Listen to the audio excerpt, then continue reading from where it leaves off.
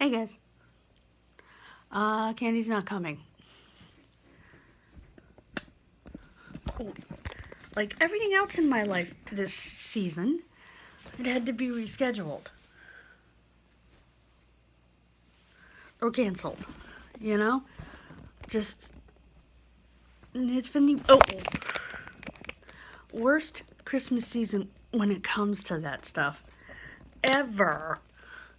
Every single thing has been rescheduled or canceled on me. Ugh.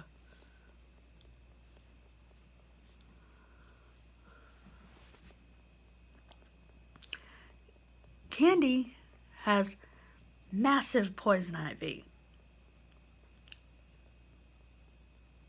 Eyes swollen shut, the whole bit.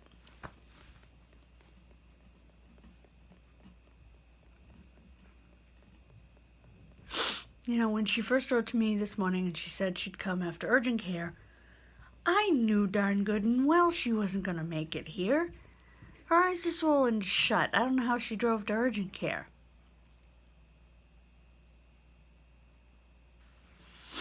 I hope she doesn't want to reschedule for over the weekend, because I'm busy over the weekend. Friday I'm going to La Salette, and Saturday I'm finally meeting up with Dawn.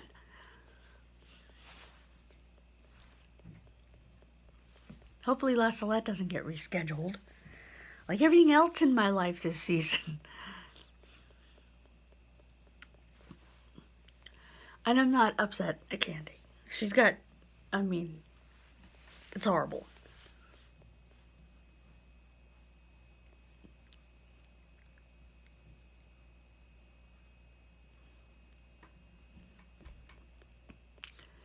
I'm just disappointed in general, you know? Because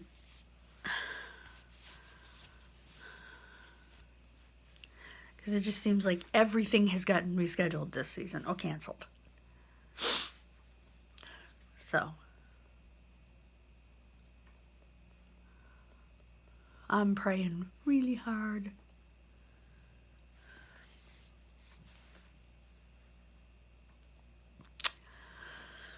I don't know what else to say. Yes, I do. Sebastian's home for Christmas. They'll do a video tonight showing, I guess he got one big Christmas gift.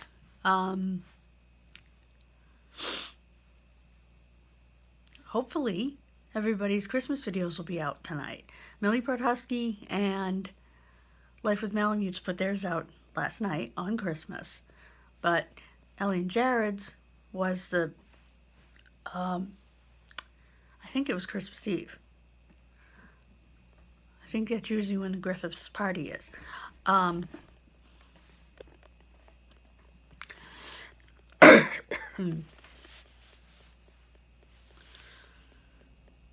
Ugh.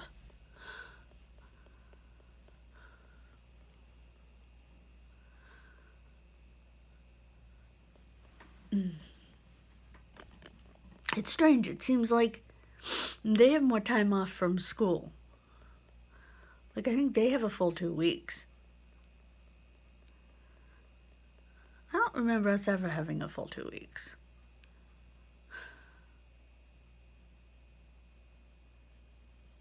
If Christmas Eve was on a school day, we went to school on Christmas Eve, and we got Christmas through New Year's. So we literally got a week, Christmas through New Year's. We went back January 2nd. Now it's longer.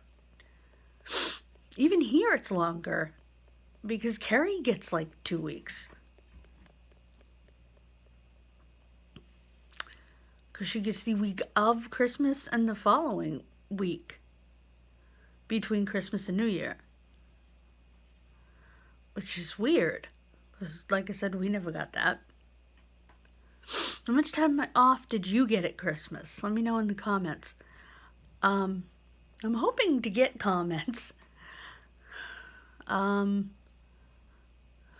see.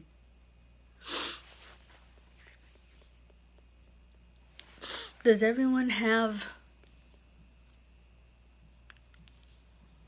a spring vacation or spring break? We always did. It's the last week of April.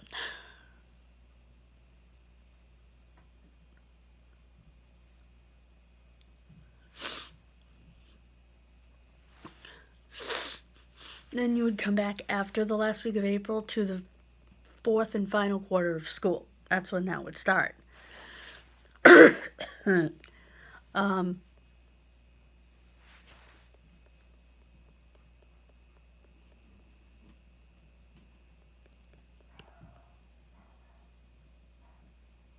Dogs. I don't know if you can hear them. And at Thanksgiving, we would have a half a day the day before. And we would have Thanksgiving off, and we would have Friday off.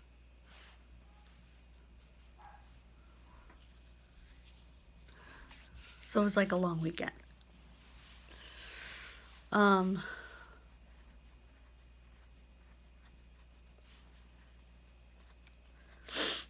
We were always told that we got a half a day the day before Thanksgiving so we could go home and help our moms with prep. And the funny thing is, well, first of all, I think it's actually for travel, but the funny thing about that is I think our moms would have preferred, maybe not my mom, because my mom liked having me home, but a lot of moms probably would have preferred their kids stayed in school all day to stay out of their hair while they prepped veg and stuff, you know, and baked and whatnot. But that's what they used to tell us in school. So you can go home and help your mommy. I don't think so. My mom, though, always let me help in some way. You know, I greased the pans. I got to stir stuff, you know, baked stuff. I got to put my other job, like at the holidays, at Christmas and Thanksgiving, was to put the, not side dishes, the condiments in little bowls. Like put the cranberry sauce on a dessert plate, put you know, green and black olives in bowls, pickles in bowls, things like that in a bowl. Those were my jobs. And yes, I always had supervision opening a can of cranberry sauce. And back then, you could actually open both ends. Now they have made it so you cannot open both ends. So you're stuck with a butter knife doing this number. A silver knife, as my mother calls it, doing this number around the can to get the darn stuff out because you can't open both ends. They've changed the design of the can so that one end is rounded. Because when I was growing up, it looked like any other vegetable can or soup can, and you just opened both ends and you pushed it out through one end, out the other end. Now it's a pain in the neck. I'm trying to think.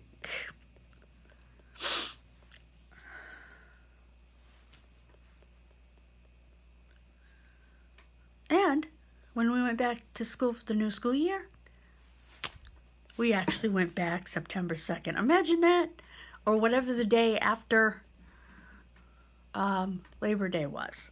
If Labor Day was the 1st, we went back to 2nd. If Labor Day was the 6th, we went, you know, we went back that Tuesday, the day after Labor Day. Yeah, not anymore. When I was in high school, that changed. All of a sudden, we were going back to school in August. Actually, I was in junior high school, I think, when that changed. All of a sudden, we were going back to school the last week of August. Last full week of August. Sometimes last week and a half of August. I was like, come on. It's bad enough that we were in school until June 30th because we live in New England and we have crappy weather. But to send us back August 26th, what happened to our summer vacation? To me, if you go to school till June 30th, you deserve to be out until after Labor Day. I'm sorry.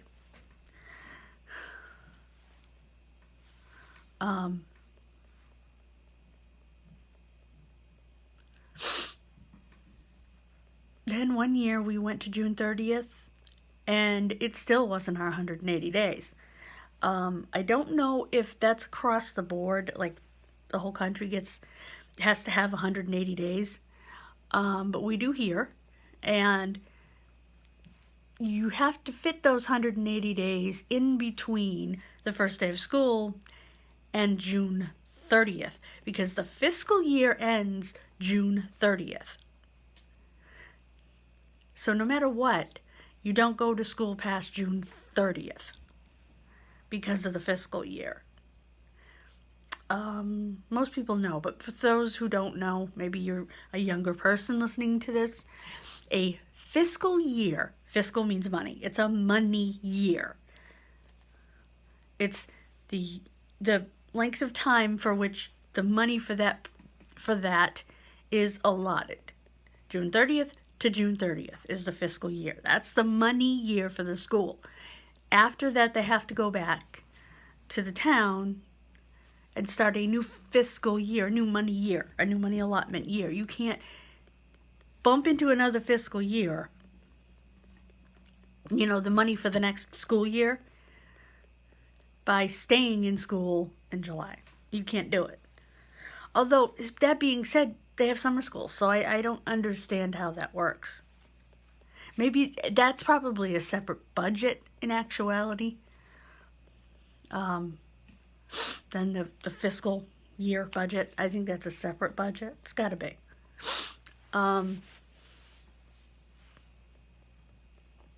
So yeah. But like I said, I don't know if that's across the board how they do it. I know it's how we do it.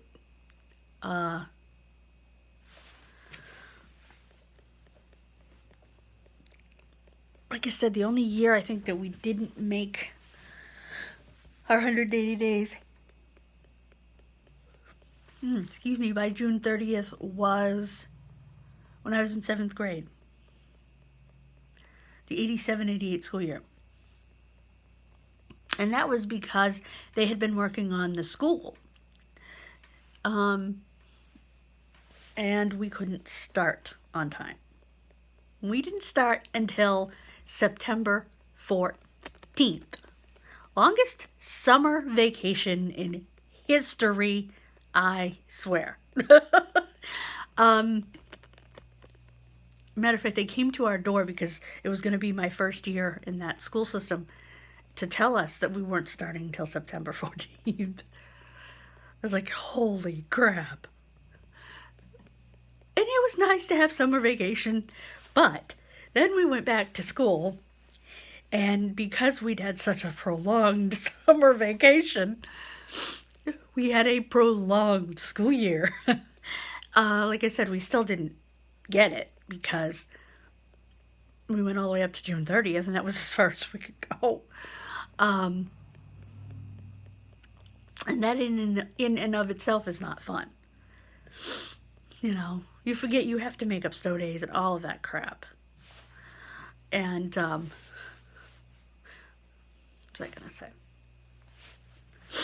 Yeah, that's not going to happen. I don't even remember if we had snow days that year, honestly. Usually there's at least one or two during a school year. I think there's been one delay this year so far. But we're now getting into January, February, and the first part of March. That's when the wild and woolly crap hits. So, typically.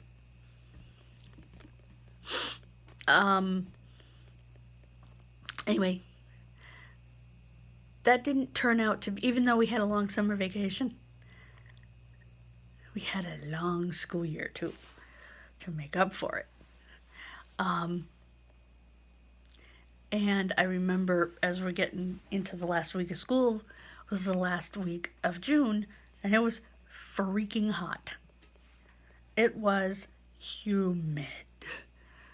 And, of course, school didn't have air conditioning, which it should have because you have summer school. Just saying. And kids literally, I remember one boy in my class, literally had heat stroke or heat exhaustion, one or the other. It was awful. It was so bad. The teacher of the DCRR, and I can't remember what it stands for, it's the severely handicapped room, she would come down for last period and teach us math in the moderate resource room. And it was so bad the last week to 2 weeks of school, especially the last week, that she said, "It is so hot, I am not going to make you guys work." But the principal used to wander around and, walk in classrooms and whatever. She said, just, if he's coming, just look like you're working. It's too hot to make you work. Matter of fact, she ended up sending that boy to the nurse's office because he was in serious condition. It was absurd. It was downright absurd.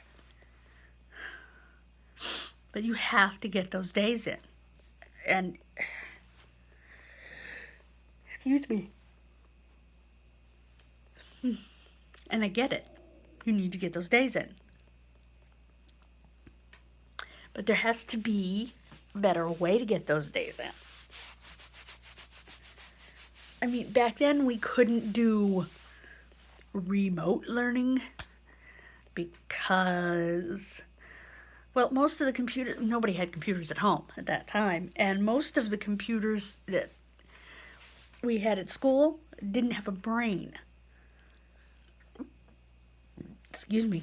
What I mean by that is they didn't have a hard drive. They didn't have the ability to connect to anything. Actually, I think Apple Works, one of the parts of Apple Works was that you could dial into another computer. So I think the Apples actually had some sort of modem in them. That being said, they still didn't have a hard drive to hold anything. Computers had RAM, random access memory, that is your on-screen memory. But they didn't have the internal memory, where you could load software and the computer would hold on to that, or save a file. You had to save your files to a disk. And in order to start the computer didn't have the ability to boot up on its own. You had to put, if it was a Windows-based computer, a DOS disk, or I believe it's disk operating system or something, or something like that. Something operating system anyway. You had to put in a DOS disk. If it was an Apple-based, if it was an Apple computer, you had to put in a Pro-DOS disk to boot it. Then you had to put disks in for everything else once you booted it. So, you couldn't exactly do remote learning that way. Sure, the teacher could put crap on a big old floppy. These were the big floppy disks, guys. The big floppy disks.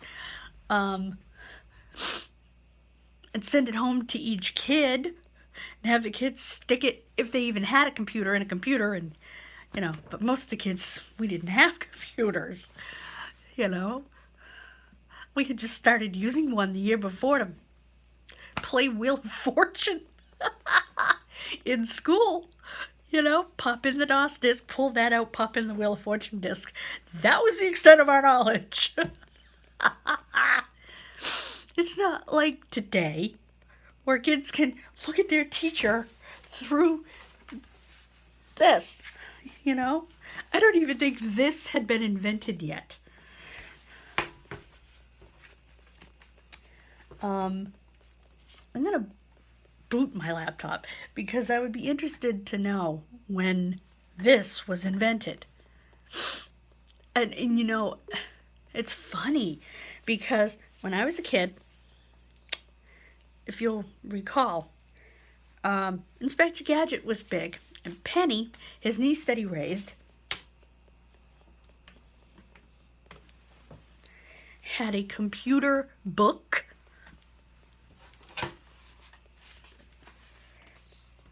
and a computer watch. Now we do. Let's see when the laptop was invented. Of course, the laptop was a heavy little bugger back then.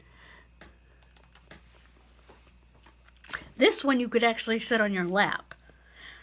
The original laptops were about yay thick and heavy.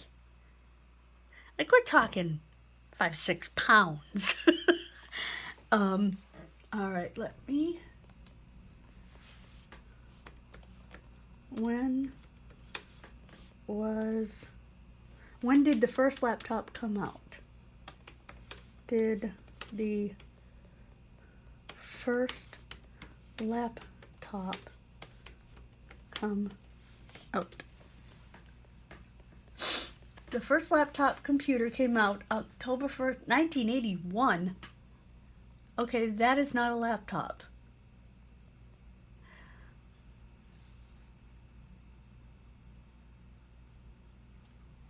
Okay, first widely used. The end of the 80s? I find that hard to believe.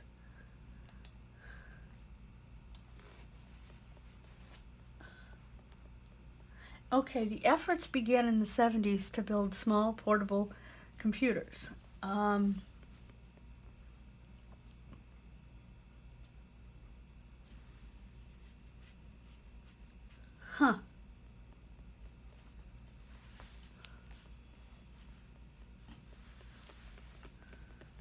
Yeah, so the laptop as we know it,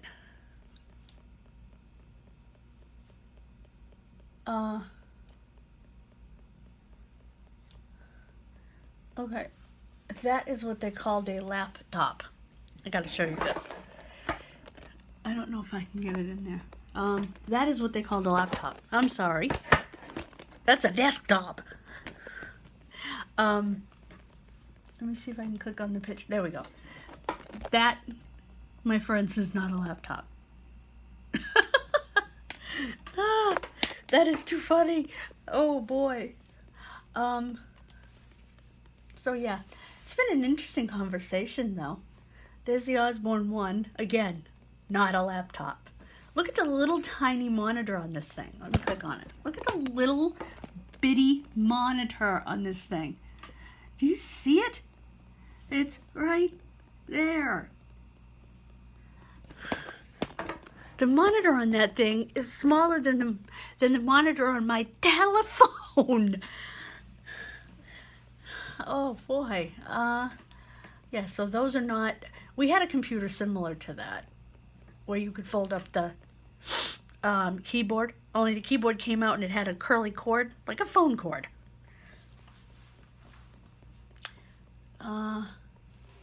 The compact portable. Yeah, that was basically what we had. Okay, that's closer to a laptop. That's closer to a laptop. These things were so big.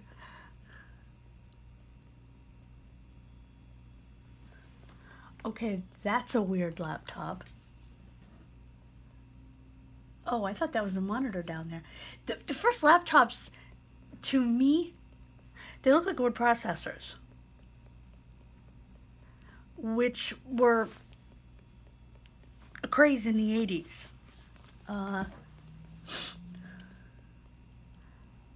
Some of these old laptops are worth a fortune. That's an IBM laptop. Look at the size of this stinking thing. Can you imagine actually carrying that thing around? I'm sorry. The answer is hell no.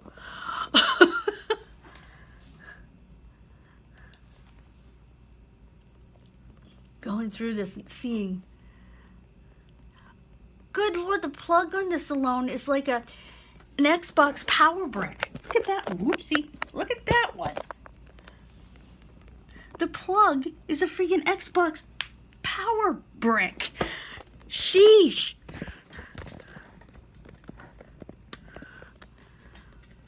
I mean, yes, they have power bricks, but that's ridiculous.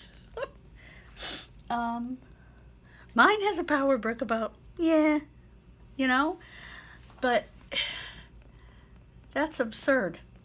Let's keep going. There's the HP. I don't even see, oh, tiny monitor.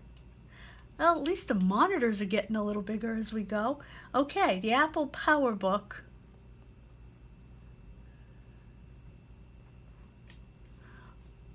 This was the first, and the IBM ThinkPad were the, to me, were the first widely used by everybody laptops. Here's the PowerBook.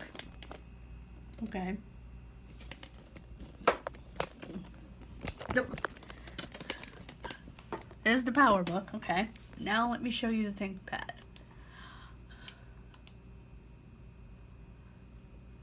That is what I think of when I think of old. I mean, I know there are a lot of other ones, but when you think of old laptops, they were about as thick as Penny's computer book. Sheesh.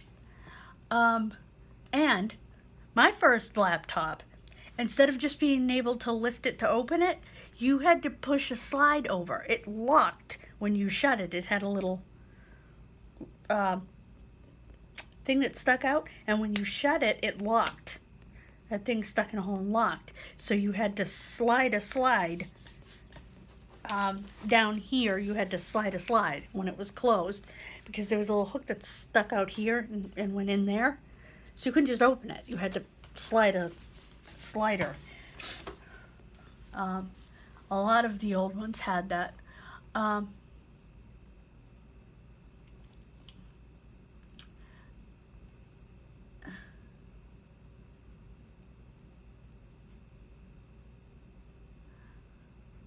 Okay, that looks like the first tablet.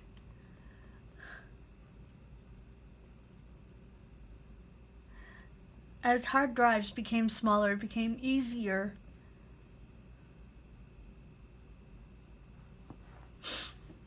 That's a notebook. The Asus. Let's see. Tablets. When did the first tablet come out?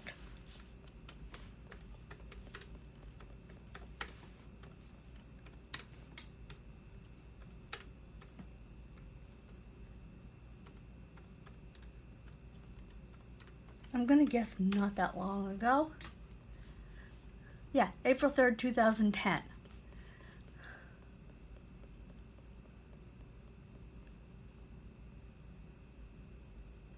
The first patent for a system that recognized handwritten characters by analyzing the handwritten motion was granted in 1914. But the tablet computer, okay. A tablet computer, commonly shortened to a tablet, is a mobile device. Yeah, we know what it is.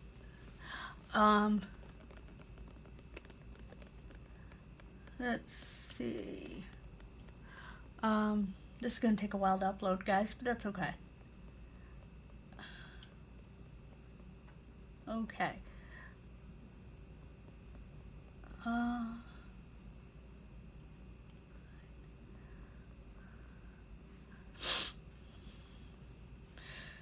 people describe tablets in their, what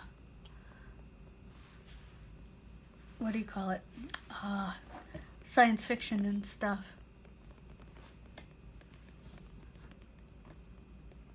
Early tablets, the pen pad, and the CIC handwriter. Pen computer was highly, okay.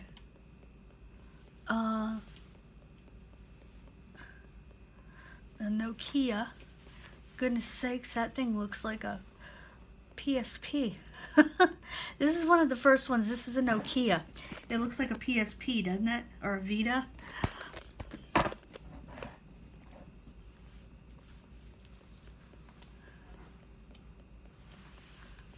Modern tablets. Android was the first of the 2000s era dominating platforms for tablet computers to reach the market. In 2008, the first plans for Android-based tablets appeared.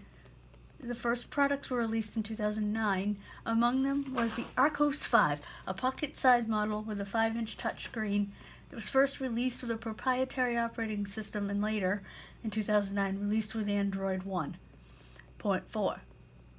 The Kamengi web station was released in Q2 of 2009, and the first LTE Android in late 2009. Apple is often credited for defining a new class of consumer device with the iPad, which shaped the commercial market for tablets in the following years.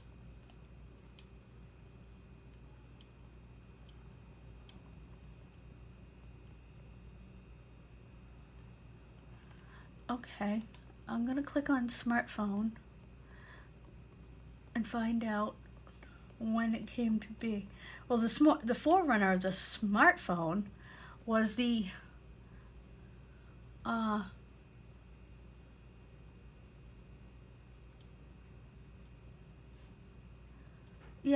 PDA, what's it called? BlackBerry. Those were the forerunners to what I'm looking at you in. Or you're looking at me in.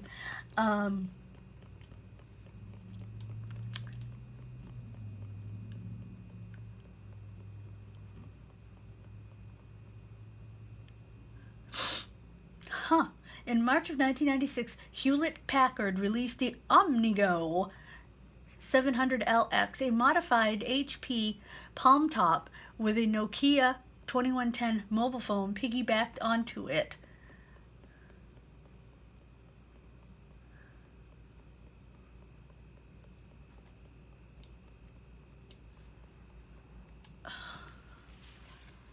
I think the first real, okay, here are the Blackberries.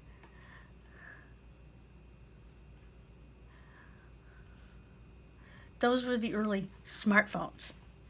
For those of you not old enough, that is a BlackBerry.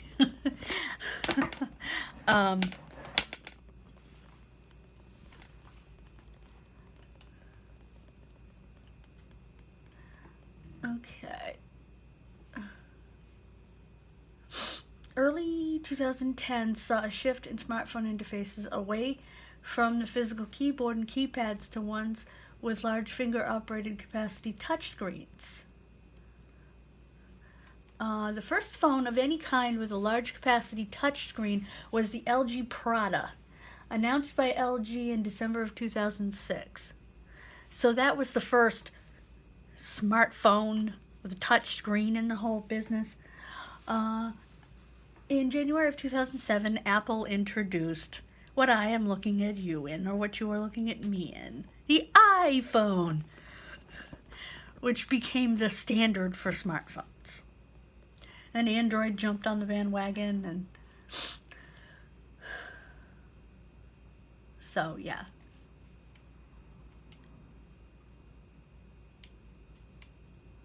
So, yeah. And then camera advancements. The first commercial camera phone was the Kyocera Visual Phone, released in Japan. Okay. Wow! It had a 110,000 pixel front-facing camera. Holy Moses, that's a lot of pixels.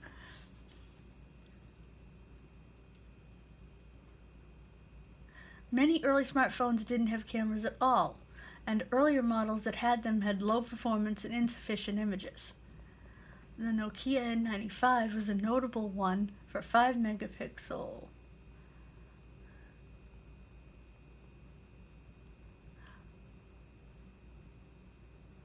Oh, in 2011, the same year the Nintendo 3DS was released, HTC unveiled the Evo 3D smartphone with dual 5 megapixel camera.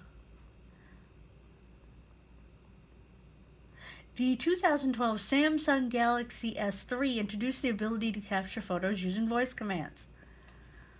I'm actually surprised Apple didn't come up with that.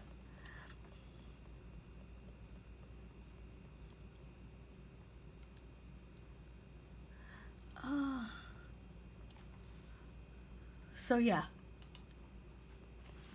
That was an interesting trip. I think, anyway. What was I gonna say?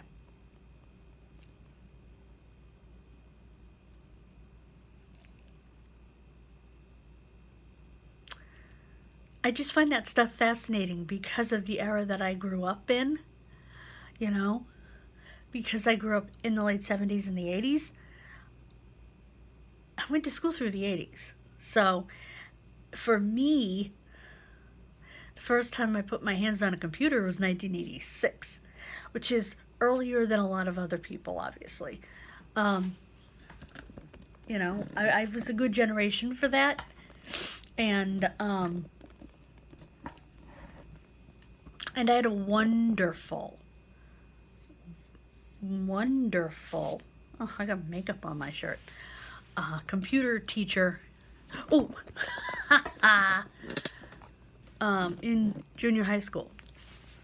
Wish I could have taken computers throughout high school, but it wasn't really an option. It would have been had I stayed in the school I was in. Except that they were worried about my math because he taught programming. And it took math skills to do programming. But he would, because I was good at it and because I really enjoyed it, I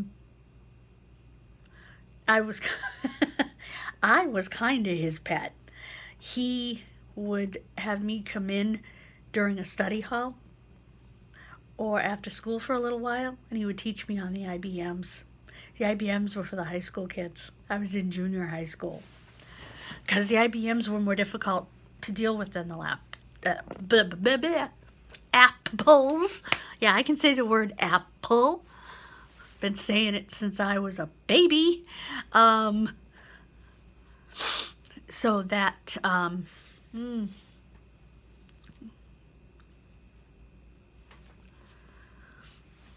was special for me because I really wanted to do it. And when I was in 8th grade, normally you had to wait till 9th, but he said, come in during your study hall. Come in after school. We'll work. So I did. I would come in after school to print all sorts of stuff off AppleWorks. Loved AppleWorks. Loved AppleWorks. It was the best software. It was a word processor, but it also had a spreadsheet, a database. You could make flyers and banners and all sorts of things. The banners were neat because you have to remember what we had for a printer. You couldn't make a banner on a computer now. Because your paper is one piece of paper now. Back then, we had what was called a dot matrix printer, which was a printer that had paper attached to itself. So you could make a banner, and it would print out the banner, and I would come get it after school. It would print it out in color, if you can imagine, and it would fold as it was printing because you could take the pages apart in the dot matrix paper. Let's see if I can find that before I let you go. Dot matrix.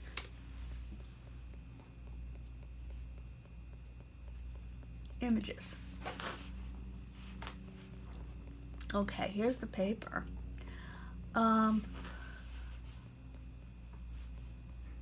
You'd have to sit the box of paper down below the printer, and you have to feed the paper. Oh, it was a pain in the neck to feed the paper into that type of a printer.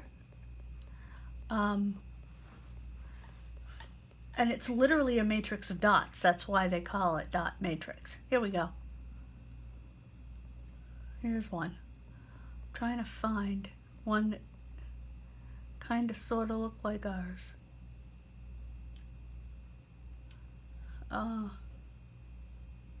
Okay, here we go. Only ours was white. But you see that? How it goes in the top and out the bottom? Oops. In the top and out the bottom right there.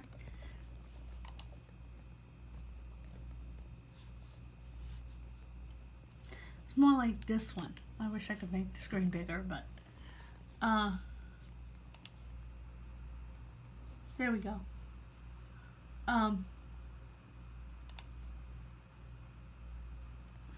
There we go. You had to put it in one way, go around the rollers and stuff, and come out the other way. I don't know. Can you see that? Yeah, you can see that. They were the most pain in the neck printers ever invented as far as loading goes. And